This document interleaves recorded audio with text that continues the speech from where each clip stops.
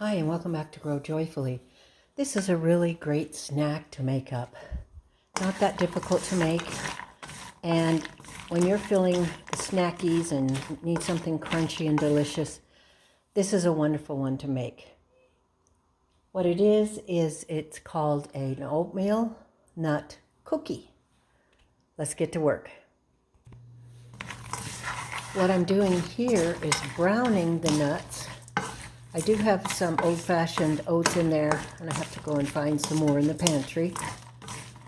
But the whole point of this is to stir it frequently, heat it up on low, medium low, probably at the highest.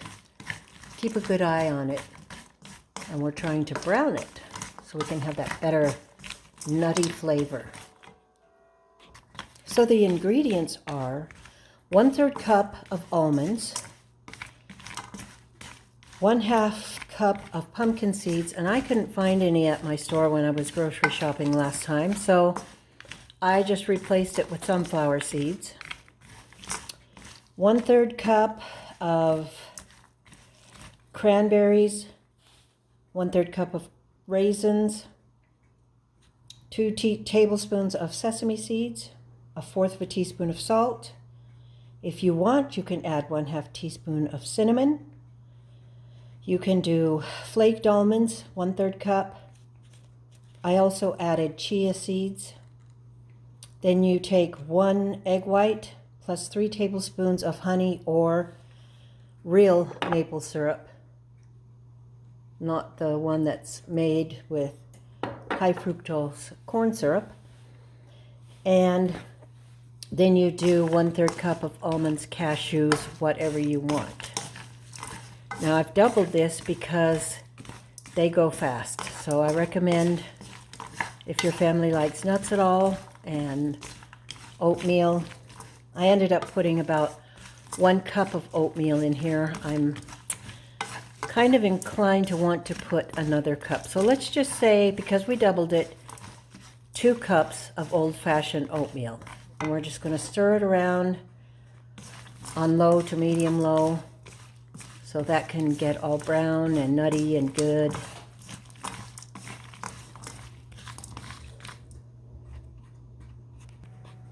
Look what I found in my pantry. Pumpkin seeds. I'm just going to use part of that. That's why we keep a pantry, so that you don't have to run to the store all the time when you need an ingredient. Even something is hardly ever used, like pumpkin seeds, depending on how you eat, of course. Here I had it right here on my pantry shelf. Don't you think that's great? And I was also out of Craisins, and I found Craisins. These are vacuum sealed. This is from 22, as you can see. But they're still very fresh and delicious. And another reason to really keep things put away and vacuum sealed on your pantry shelf. Over here I have a cookie sheet that's greased and ready to go. So we're just going to brown this a little more. I can start to smell it. I think you should brown it probably about 10 minutes if you're really watching it. Just as, make it only as browned or nutty smelling as you like to have it. Some people would have it a little more raw, but I definitely like mine a little more cooked and nutty tasting. I have the oven temperature set for 302 degrees because this was a recipe I got off of YouTube that was in Celsius. It said 150 degrees Celsius, and by Google's calculation, that's about 302 degrees Fahrenheit.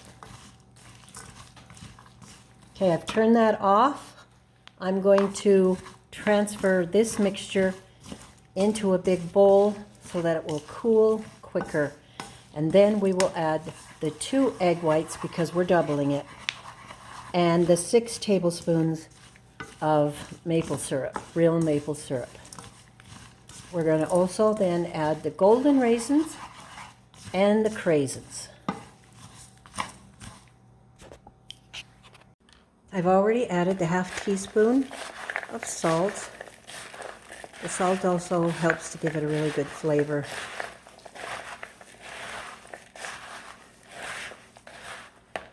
And I'm going to add about 1/3 cup, a little more than 1/3 cup of the real maple syrup. I'm trying to make sure that the mixture is cool enough to add the egg whites without cooking it.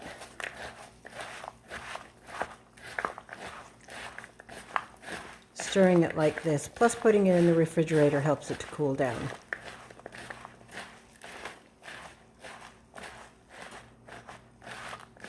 As you can imagine, this is a very hearty, filling snack.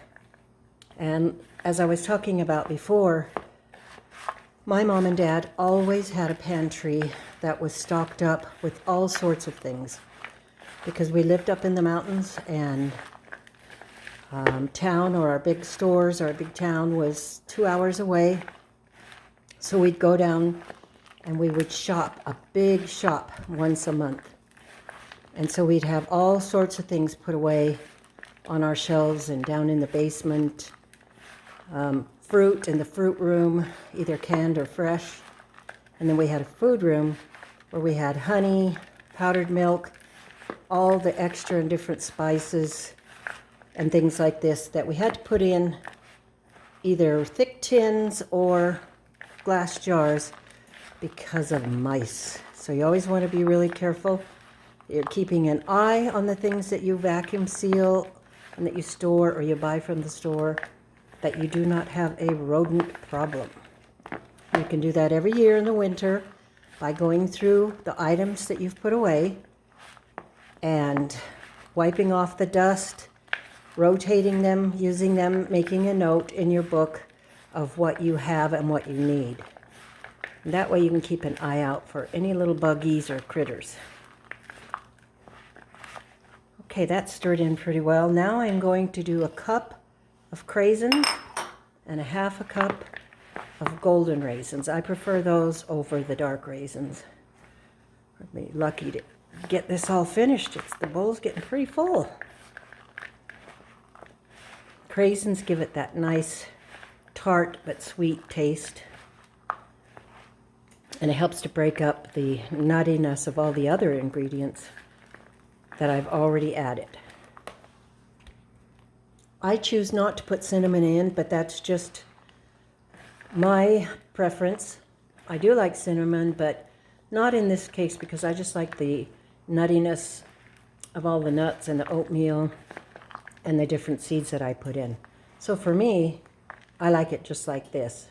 I do, however, add about a teaspoon of vanilla. I just added the teaspoon of vanilla. I'm going to give it a good stir again to get all these flavors mixed well and incorporated. And the last thing that we will add are the 2 egg whites because we are doubling this recipe.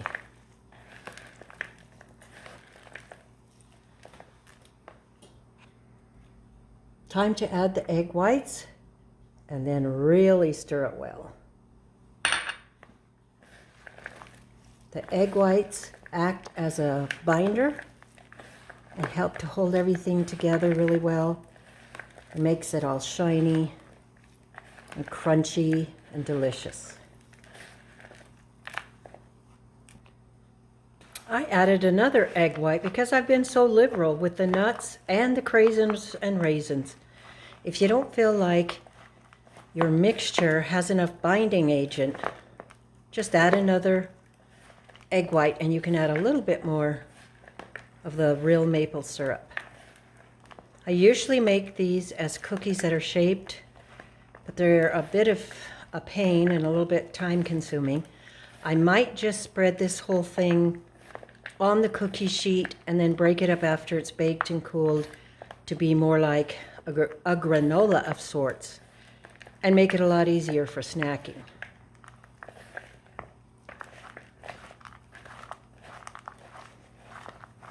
I think our mixture is mixed pretty well. And now, because I want to get back out in the greenhouse, I am just going to move the camera over here and raise it up a bit. Just spread the whole mixture out on the greased cookie sheet. Cook it at 302 degrees for, it says 12 to 15 minutes, but I will probably do it a little longer because I've doubled the recipe. So I'm going to start at 15 minutes, check it, and then see how we go from there.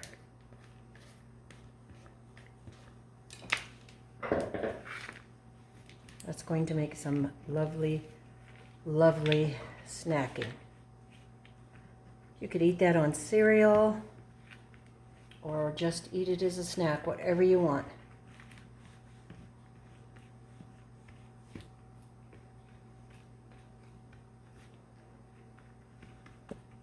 Okay, time to pop it in the oven, and I do believe that I will go through after about maybe 8 minutes and stir the whole mixture.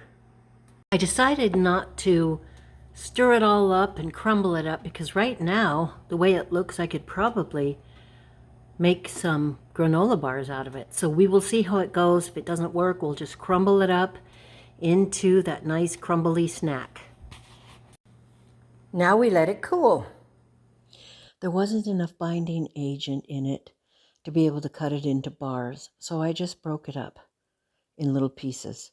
Hope you enjoyed this video.